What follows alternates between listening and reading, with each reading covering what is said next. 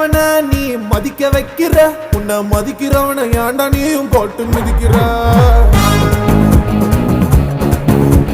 நம்பாதவனுக்கு கை கொடுக்கிற, உன்னை நம்பினவன் கையா மட்டும் ஏண்டா எடுக்கிற.